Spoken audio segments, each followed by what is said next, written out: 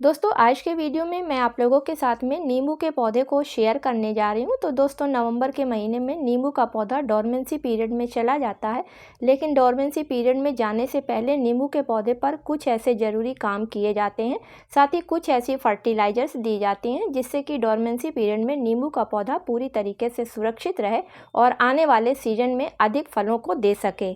तो दोस्तों जितने भी सिट्रिक एसिड यानी कि विटामिन सी और जिन फलों का रस खट्टा होता है, उन फलों के पौधों पर फरवरी और मार्च के महीने में फूल आते हैं और इन फलों को पकने में और तैयार होने में कम से कम 6 से 7 महीने का समय लग जाता है। लेकिन दोस्तों नींबू एक ऐसा फल है जो साल में 2 बार फूल देता है। पहला फूल इसका आता है फरवरी मार्च के महीने में और दूसरा फूल इस पर आता है सितंबर अक्टूबर के महीने में। इसी के साथ में नींबू का फल 3 से 4 महीने में तोड़ने के लायक हो जाता है। लेकिन दोस्तों नींबू के फल जो सितंबर अक्टूबर में जो फूल बनते हैं उससे जो फल तैयार होते हैं वो फल उतने रसीले नहीं होते हैं, क्योंकि नींबू का पौधा 15 नवंबर से और जनवरी के बीच में डोरमेंसी पीरियड में चला जाता है। इस बीच इस पौधे की ग्रोथ रुक जाती है। यही वजह होती है कि इस सीजन में आने वाले नींबू के फल गर्मी के फलों की अपेक्षा उतने रसीले नहीं होते हैं। नमस्कार दोस्तों, आप सभी का अपने चैनल पर एक बार फिर से स्वागत है। तो चलिए दोस्तों वीडियो की शुरुआत करती हूँ। दोस्तों आज के वीडियो में मैं आप लोगों को 5 ऐसे उपाय बताऊंगी जिसको कि अगर अभी नींबू के पौधे पर कर दिया जाता है तो आपका नींबू का पौधा जब डोरमेंसी पीरियड में जाएगा तो वो पूरी तरीके से सुरक्षित रहेगा। साथ ही जैसे ही डोरमेंसी पीरियड से बाहर निकलेगा तो फरवरी में उसमें फ्लावरिंग भी स्टार्ट हो जाएगी। तो चलिए देखते हैं कि ये कौन से ऐसे ज़रूरी काम हैं जिनको कि अभी नवंबर के महीने में या फिर दिसंबर के शुरुआत में करना काफ़ी ज़रूरी होता है। तो दोस्तों ज़मीन में लगे हुए पौधे और गमले में लगे हुए नींबू के पौधे की केयर भी फ़र्क हो जाती है, क्योंकि ज़मीन में लगा हुआ पौधा नेचुरल तरीके से मिट्टी से पोषक तत्वों को लेता रहता है, तो डोरमेंसी पीरियड में उसके ऊपर उतना फ़र्क नहीं पड़ता है। लेकिन वही पौधा अगर आपका गमले में लगा हुआ है तो काफ़ी ध्यान देना होता है, क्योंकि डोरमेंसी पीरियड में जाने पर पौधे को काफ़ी कुछ ज़रूरत होती है, क्योंकि वो उसका रेस्ट पीरियड होता है। तो सबसे पहले आप अपने पौधे पर जो भी बेकार डालियाँ हैं जो पौधे पर बोझ ना बने तो उनको हटा दीजिए, या जो पत्तियां पीली हो रही हैं उन सभी को पौधे पर से हटा दीजिए।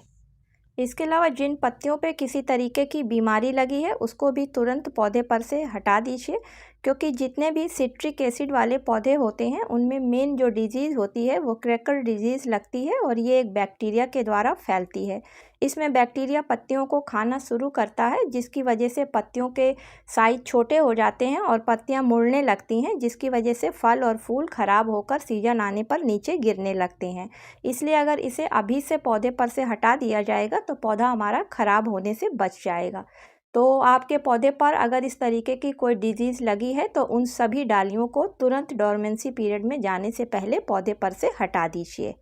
इसके अलावा दूसरी चीज़ जो ध्यान देने वाली है, तो दोस्तों जब काफ़ी ठंडक पड़ती है तो नींबू के पौधे पर अक्सर फंगस का अटैक हो जाता है, जिसकी वजह से पत्तियां नीचे गिरने लगती हैं और पौधा एकदम बेजान सा नज़र आने लगता है। कभी कभी जब बहुत कोहरा गिरता है तो पौधे की पत्तियों पर सफ़ेद जालानुमा सा बन जाता है, तो उससे पौधे को बचाने के लिए अभी से आप इसके ऊपर कोई अच्छा स्प्रे फंगीसाइड का करना शुरू कर दें। और जब काफ़ी ठंडक पड़ने लगे तो पौधे की मिट्टी में भी कोई अच्छी फंगीसाइड को मिला दें, जिससे कि नमी की वजह से पौधे की जड़ों में किसी तरीके की फंगस ना लगने पाए। तीसरा काम करना है नींबू के पौधे को डोरमेंसी पीरियड में जाने से पहले फर्टिलाइज़र देना। तो दोस्तों वैसे तो डोरमेंसी पीरियड में पौधा रेस्ट पीरियड में होता है, तो किसी भी तरीके की इसको फर्टिलाइज़र की ज़रूरत नहीं पड़ती है। फिर भी डोरमेंसी पीरियड में जाने वाले पौधों को ऐसी फर्टिलाइज़र दी जाती है जिससे कि पौधे में मजबूती बनी रहे, तो उसके लिए सबसे ज़्यादा इनको फास्फोरस और कैल्शियम की ज़रूरत पड़ती है। तो दोस्तों अगर आप अपने नींबू के पौधे को बोन मिल देना चाहते हैं तो बोन मिल में फास्फोरस, कैल्शियम, प्रोटीन के साथ साथ कुछ मात्रा नाइट्रोजन की भी होती है। नाइट्रोजन 3% पाई जाती है, जबकि फास्फोरस इसमें 15 से 18% के बीच में होता है और कैल्शियम इसमें लगभग 12% के करीब होता है। तो अगर आपका पौधा 12 या 14 इंच के गमले में लगा हुआ है तो उसके लिए 4 चम्मच आप बोन मिल पाउडर को ले लें। तो बोन मील पाउडर के इस्तेमाल से पौधे का जो है रूट सिस्टम काफ़ी मजबूत होता है और डोरमेंसी पीरियड में इसकी रूट जब मजबूत रहेंगी तो पौधा अपने आप ही मजबूत बना रहेगा। तो देना किस तरीके से है, गमले की मिट्टी की गुड़ाई कर लें और जड़ों को छोड़कर गमले के चारों तरफ इसको डाल दें। लेकिन दोस्तों अगर आप बोन मिल का इस्तेमाल अपने पौधे में नहीं करते हैं तो उसकी जगह पर आप सिंगल सुपर फास्फेट का इस्तेमाल कर सकते हैं, क्योंकि इसमें भी फास्फोरस, सल्फ़र और कैल्शियम पाया जाता है और फास्फोरस इसमें 16% होता है, जबकि सल्फ़र इसमें 11% और अकेला कैल्शियम इसमें 21% पाया जाता है। और एसएसपी का इस्तेमाल पौधे में करने से पौधे में फंगस भी नहीं लगती है और जब फ्रूटिंग का समय आता है तो फ्रूट का साइज भी बड़ा होकर निकलता है। तो 2 चम्मच आप इसको 14 से 16 इंच के गमले में मिट्टी के चारों तरफ किनारे किनारे करके डाल दें और ऊपर से पानी डाल दें।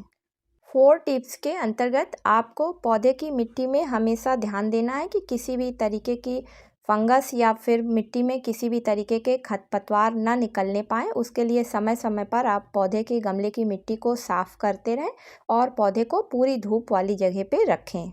इसके अलावा दोस्तों पौधे को पानी बहुत कम देना है। जब मिट्टी पूरी तरीके से सूखी हुई हो तभी आप चेक कर लें और तभी पौधे में पानी डालें।